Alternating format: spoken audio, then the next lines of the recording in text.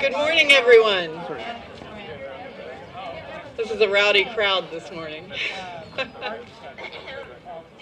Okay, I want to thank all of you for coming today, especially on this great, lovely morning. I'm Charlotte Alexander. I'm the Vice President of the Board of Trustees of the San Luis Obispo County Community College District, Cuesta College. Thank you all for coming. I wanted to welcome you on behalf of the Board of Trustees. The President of the Board, Pat Mullen, unfortunately could not be here today. Believe me, he's very unhappy that he's not here. But on behalf of Angela Mitchell, one of our board members, Barbara George, and Charlie Scoville, who's our student trustee, I want to say thank you for coming.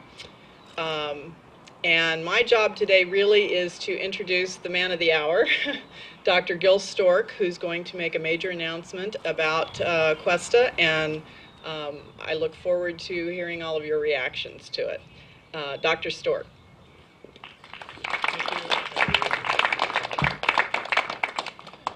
Good morning, everybody. It was very appropriate that the sun should shine upon Cuesta College this morning, because this is truly a sunshiny day, both from our physical environment, but from our emotional perspective, as we are here today to announce the very important milestone in our accreditation recovery process. As you know, in 2009, the college was placed on warning after a 2008 comprehensive visit made by the accreditation visiting team, followed by a series of further sanctions on probation in 2010, extended into 11, and then we moved to show cause in 2012 because we had taken longer than the 2-year limit set forth by the U.S. Department of Education.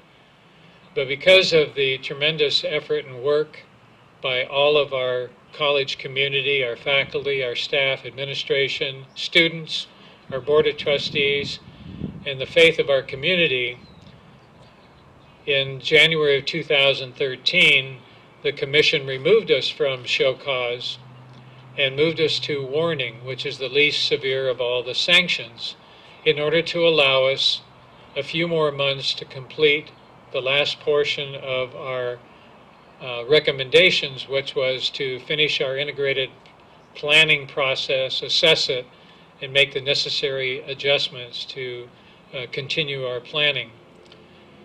In November, a visiting team came back to Cuesta College to validate whether or not we had successfully accomplished that last phase of our work. I got a copy of the visiting team report, and I was very, very pleased to hear the comments, but I wasn't able to share them with anybody, except my wife.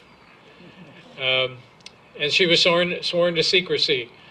But it was good news, and I was very, very confident that moving into the commission hearing this January, that we would see the efforts rewarded that we've been so diligently applying. And so on January 10th, I traveled to Sacramento, accompanied by our Vice President for Academic Affairs and Accreditation Liaison Officer Deb Wolf and Trustee President Pat Mullen, in which we appeared before the Commission to make a statement of how we really felt that we had fully exonerated all the recommendations and were worthy of reaffirmation. Later that day, the Commission took action, and then on Friday, February 7th, we received the action letter from the Commission, which informed Cuesta College that the Commission had taken action to reaffirm our accreditation and remove us from all sanction. And even though I expected that, just seeing it written and in print was an extremely emotional experience for me, and I know my colleagues, because we were down in La Jolla at an accreditation institute, and for all of us felt the same way, that it was just really a remarkable experience. Now, the problem of getting the news on a Friday is really difficult to be able to pull together a press release, a press conference, because we were in San Diego and everyone else was up here. So we really appreciate everybody's patience for us to be able to formally roll out sharing this news with our community. I shared it internally on Friday because I didn't want people to suddenly start hearing about it because they happen to go on the ACCJC website and see the news. So we've been leaking out the information appropriately and keeping everybody informed. But I'd just like to read a statement that I thought was so powerful that the chair of the visiting team wrote in the follow-up team, which I think really summarized what we felt internally, but it was to hear it from the visiting team and hear it of what the commission was going to see, really validated the work that we felt we had done. And so this is what the team chair wrote. It says, Cuesta College has provided ample evidence concerning the full actualization of its integrated planning model.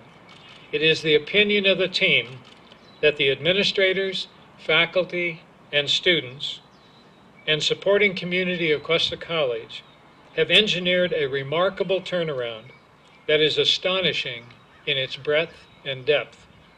To create a cultural shift of this magnitude in an institution the size of Cuesta College is a remarkable feat and should be applauded.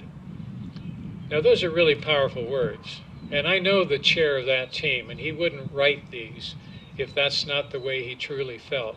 And he would not try to influence the minds of the commissioners if he didn't truly feel that Cuesta College deserved that recognition.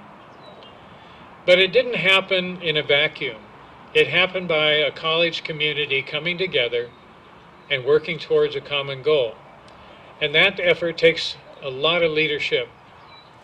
And even though that I lead the college, it took a lot of people leading the internal efforts to make that happen. And the co-chairs of the accreditation effort are Vice President of Academic Affairs, Deb Wolf, and Academic Senate President, Dr. Kevin Bontenbal. But I'm really pleased that Dr. Bontenbal is here, and I'd like Kevin to take a few minutes and just give you his perspective of what it was like to be part of that leadership team. So, Kevin, would you come forward, please? Thank you, Dr. Stork, and welcome. Thank you for coming. I just want to say a few things on behalf of Deb Wolf and myself. Both of us feel extremely honored and privileged to have had the opportunity to work with individuals from this campus in addressing our accreditation issues over the last few years and reestablishing the reputation of Cuesta College as a premier institution. It hasn't always been an easy road, but in the long run, I think we have a much healthier and stronger institution as a result of the efforts that everyone has put forward. As Dr. Stork mentioned, it really was a team effort that involved everyone in the institution in one aspect or another. So everybody contributed in their own way to really do what we needed to do and accomplish the things that we've accomplished to be able to be reaffirmed by the Accrediting Commission and seen again as a model institution in the state. So I'm really, again, thankful and proud that I've had that opportunity, as is Deb Wolf, to work with the individuals bringing the college into the forefront again. So thank you very much.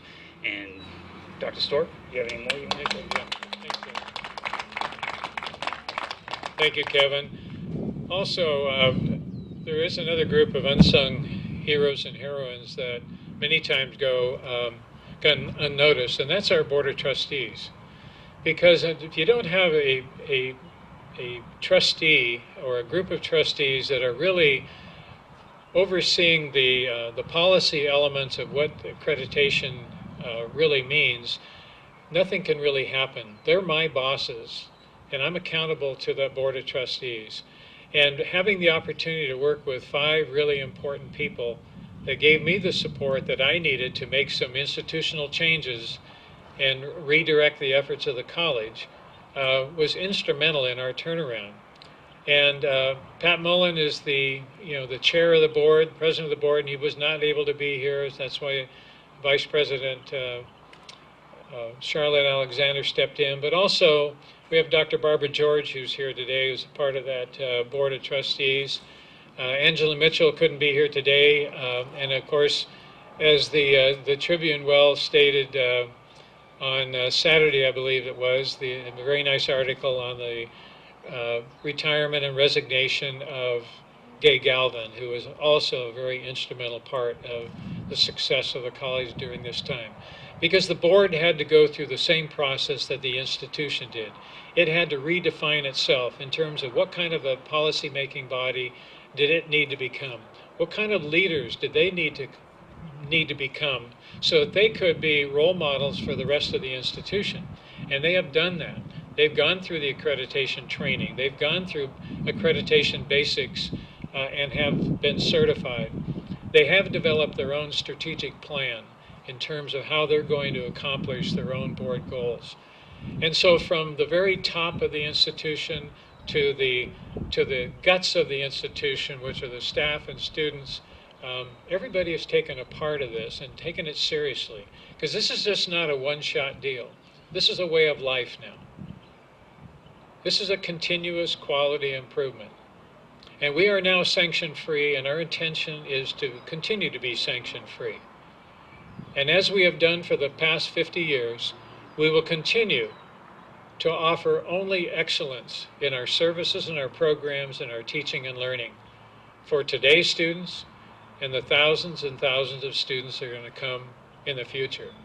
So again, thank you very much for being here today. I'll be glad to answer any questions you have, and we will be available for any further comments that you may have.